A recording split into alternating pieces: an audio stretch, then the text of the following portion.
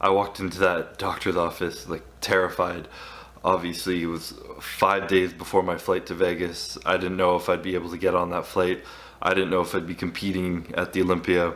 I didn't know if I'd be bodybuilding ever again, because I literally didn't know what I was expecting.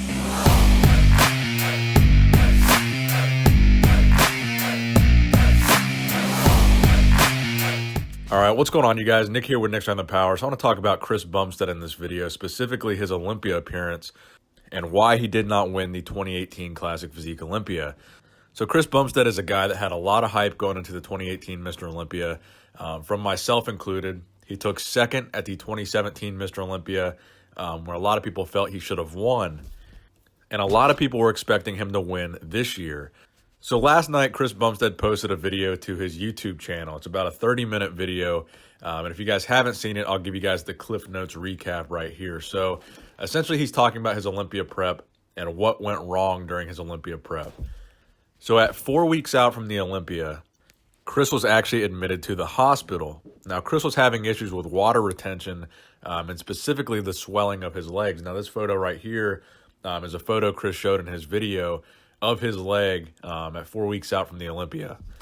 So definitely not what a bodybuilder wants to see when they look at their leg just 4 weeks out from a major show like the Olympia. So 4 weeks out, he's admitted to the hospital to have some testing done, try to figure out what's going on with him. He's there for a couple days. So while he's there, he's not really able to train and he's not really able to eat like he should be for a bodybuilder that's 4 weeks out from the Olympia. I guess at this point, Chris didn't even know if he was still going to be able to compete at the Olympia. He was just trying to figure out what was wrong with him. So I'm sure the Olympia was one of the last things in his mind. So they finally figured out what was wrong, and they diagnosed him with IgA disease, which is an autoimmune disease. Essentially, it's something that flares up when you're under stress. And I guess the trigger for Chris during this prep was the fact that he was flying so much, traveling back and forth, doing various appearances and guest posings. And apparently flying is one of the main stressors that can cause this to flare up. So that was really the catalyst for what happened to Chris with this crazy water retention. So they really tried to put the package together after that diagnosis, trying to lose as much water as possible because he was still retaining water at this point, even though they had given him some prescription diuretics. He was still retaining a lot more water than he would like to at 4 weeks out. And that's why you saw, a lot of people said that Chis Bumstead didn't look as sharp this year as he looked last year. I saw a lot of comments saying he was holding too much water. I saw a lot of comments saying his conditioning was off. I saw a lot of comments about his lower abs. And he addressed all those things in this video, essentially, explaining why that was. So honestly, I think it's extremely impressive that he was able to pull off a second place finish with everything that he went through at 4 weeks out from his prep. He even said in that video he didn't even really have a posing routine put together for the Olympia because he wasn't really sure if he was going to be there or not. So his posing routine was kind of a last-minute one. He was super nervous during his routine because he didn't really know how he looked. He wasn't confident in how he looked because of how he looked at 4 weeks out.